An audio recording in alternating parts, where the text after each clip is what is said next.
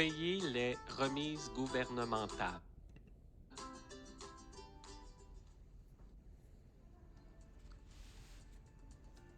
Pour le paiement des remises gouvernementales, un assistant a été conçu à cet effet. Vous le retrouverez dans Ressources humaines, Assistant, Paiement des retenues à la source. À l'écran de bienvenue, nous retrouverons plusieurs types de retenues. Les retenues gouvernementales, syndicales, régime de retraite, cotisation à l'Association des cadres des CPE, au régime volontaire d'épargne retraite, Fonds de la solidarité FTQ, cotisation à fonds d'action. Donc, on va voir dans la formation d'aujourd'hui les trois premières. Le principe est le même pour ceux qui auraient les autres types de cotisations. C'est plus rare, mais ça peut arriver. La procédure est exactement la même que qu'est-ce qu'on va voir pour les autres types de retenues. Alors, lorsqu'on veut faire les remises gouvernementales, on prend le premier choix, on fait suivant. Le logiciel va toujours savoir à quel mois vous êtes rendu. À noter qu'on a toujours jusqu'au 15 du mois d'après pour payer nos remises pour éviter des frais administratifs, des frais de retard. Donc, le logiciel sait actuellement que je suis rendu à faire mes remises du mois de mai. Donc, habituellement, vous n'avez pas à modifier ça ici, en moins d'être très en retard, mais ou d'avoir payé sans les avoir fait dans le logiciel. Mais habituellement, la période qui est ici, c'est vraiment celle qu'on est rendu dans le logiciel. Donc, en théorie, avec ce qu'on est rendu dans la vraie vie aussi.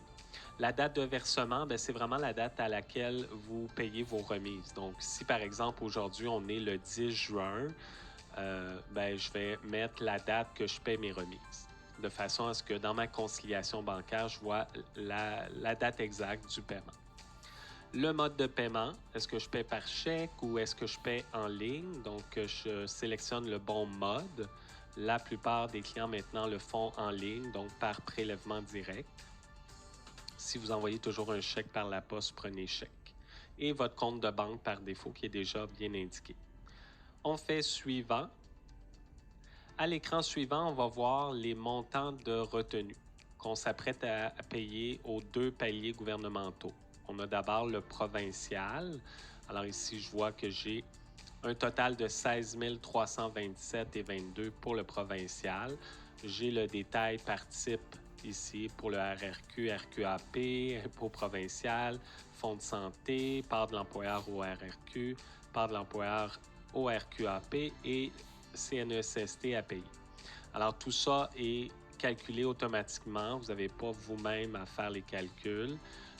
Même chose pour le fédéral. Donc, dans le cas où on a deux numéros d'entreprise au fédéral, j'ai un montant au fédéral 1, fédéral 2, où je vais payer le total des deux au fédéral. On ne peut pas modifier évidemment les chiffres ici. C'est vraiment ce qui a été fait dans le cadre des payes. Donc, on peut voir, visualiser, vérifier que ça fait du sens. Et une fois que c'est confirmé, on fait terminer. Toujours s'assurer que toutes les payes du mois ont été faites. Comme vous le savez, 2 fois par année, il y a 3 payes dans un mois pour ceux qui sont 2 semaines. Donc, il faut s'assurer de ça. Sinon, on va omettre de payer une période de paie au gouvernement et à la fin de l'année, on aura un dû à payer. Donc, c'est toujours de se poser la question, est-ce que toutes les payes versées dans le mois ont été versées? Oui, là, on peut faire nos remises gouvernementales. Alors ici, il me reste qu'à faire terminer. Quand je fais terminer, la transaction s'en va dans la comptabilité et je vais pouvoir imprimer les deux rapports, un au provincial ou un fédéral, que j'aurai besoin pour aller rentrer ces informations-là en ligne pour le paiement. Donc, si on regarde un peu en aperçu ces deux rapports-là, on a d'abord le rapport de remise provinciale. On a le nombre d'employés, le salaire brut, l'impôt payé, RRQ total, RQAP total, FSSQ, CNESST et total de tout ça ensemble, 16 327. Alors, il y a plusieurs de ces informations-là devront être entrées quand vous payez, par exemple, vos remises en ligne là, via votre institution financière. Oui, vous avez besoin de ces chiffres-là. Donc, imprimez ce rapport-là pour les rentrer et payer ainsi vos remises. Pour le fédéral, c'est sensiblement la même chose. Si on regarde au fédéral, alors j'ai le nombre d'employés, le salaire brut, impôts. Dans mon cas, moi, j'ai deux numéros d'entreprise au fédéral, donc c'est pour ça que j'ai deux lignes. La plupart d'entre vous, c'est le cas, qui va donner quand même un total ici. Donc, on paie nos remises totales. Vous avez les totaux par type de retenue ici et le total en bas ici. Alors voilà, c'est tout ce qu'il y a à faire dans le logiciel Accès aux services de garde. Je peux aller vous montrer, pour ceux qui ont suivi d'ailleurs la formation Finance 1, on a vu les opérations bancaires, puis si vous n'avez pas eu la formation Finance, c'est pas plus grave, ça vous donne un petit peu plus d'informations ici.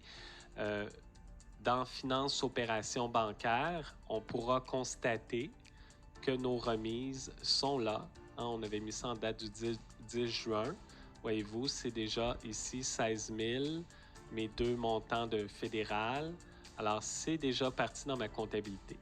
Donc, on n'a vraiment pas autre chose à faire dans le logiciel. Il faut évidemment aller les payer pour vrai en ligne, selon les différentes manières que les gouvernements vous proposent. C'est une partie qu'on ne voit pas dans la formation puisqu'on ne peut pas aller si loin là, en ligne, faire des faux paiements fictifs, là, mais vérifiez chez vous si vous avez à le faire pour la première fois avec la personne qui le fait actuellement, de quelle façon elle paie en ligne. La plupart le font directement via l'institution financière en ligne. Là. Il y a l'option de paiement des remises gouvernementales. Alors voilà, ça termine le paiement des remises gouvernementales. Notez que, peut-être en terminant, si vous avez besoin de réimprimer ces rapports-là, dans le centre des rapports, vous avez accès toujours au paiement des remises que vous avez effectuées. Hein, si vous avez, exemple, vous avez fait vos remises, vous avez oublié d'imprimer le rapport, bien, vous n'allez pas les renverser pour les refaire. Là. Venez dans le centre des rapports, dans ressources humaines, vous avez un sous-dossier qui s'appelle remise gouvernementale et vous avez remise ici. Hein, les deux rapports qu'on a vus tantôt, là, c'est les deux ici. Puis là, bon, ici, vous indiquez la période. C'est pour le mois de mai. Je pourrais indiquer, par exemple, du 1er mai au 31 mai, comme ça.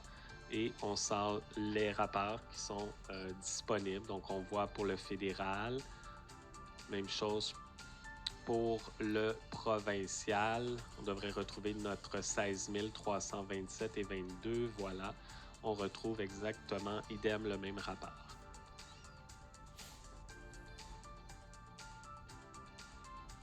Vous remarquerez que vous avez des rapports de remise à faire. Ça, c'est avant même d'avoir procédé au paiement des remises, si vous voulez voir les montants, mais c'est rare qu'on utilise ceux-là. Pourquoi?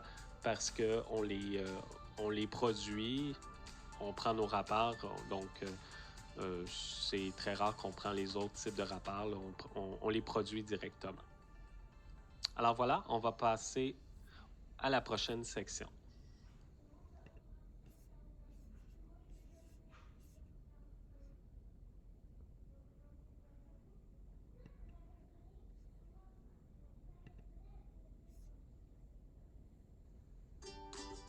Payer les remises au régime de retraite. En ce qui concerne aux remises de régime de retraite à payer au Morneau-Chapelle, nous avons jusqu'au 20 du mois suivant pour les payer pour éviter des frais de retard.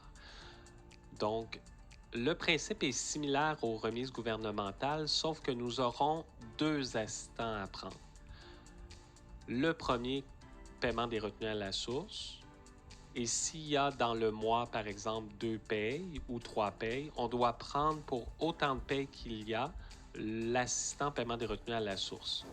Hein, quand on a vu pour les remises gouvernementales, c'était une fois pour le mois au complet. Pour les remises au régime de retraite, c'est un peu différent. C'est traité par période. Donc, il y a 2 payes qui ont été versées dans mon mois de mai. Donc, je vais prendre 2 fois l'assistant paiement des retenues à la source. Ça va envoyer dans ma comptabilité les montants et tout ça.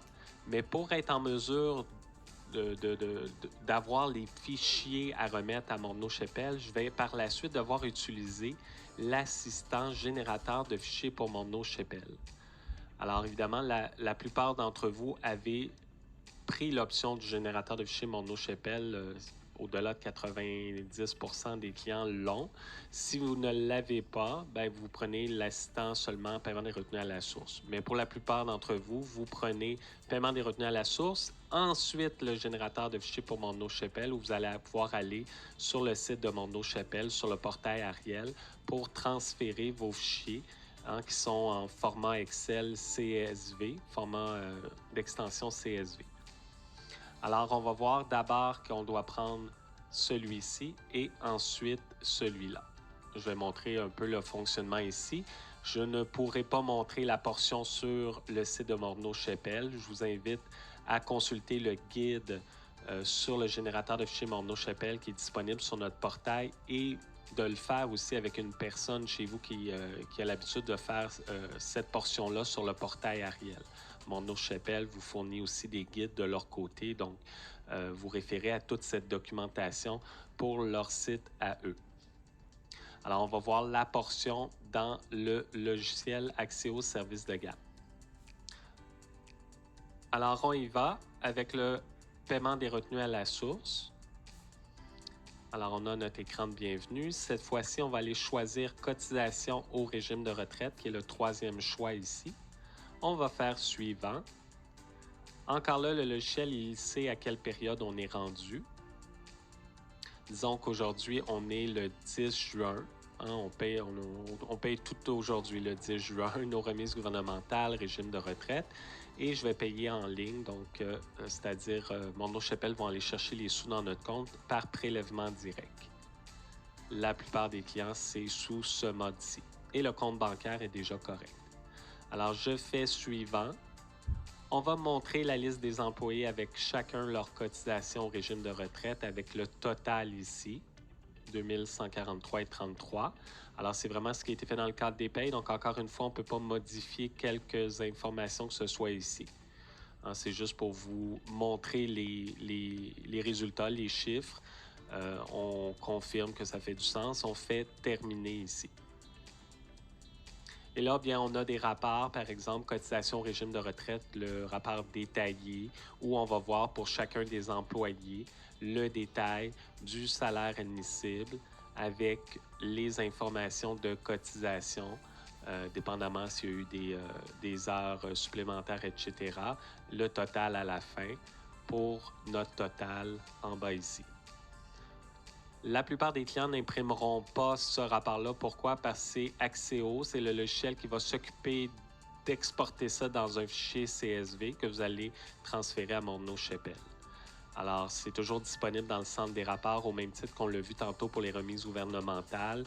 Au besoin, il fallait sortir par la suite ces rapports-là si vous ne les avez pas imprimés à la fin de l'assistant ici. J'ai un bouton « Relancer l'assistant » que je peux prendre ici parce que j'ai 2 périodes dans le mois de mai.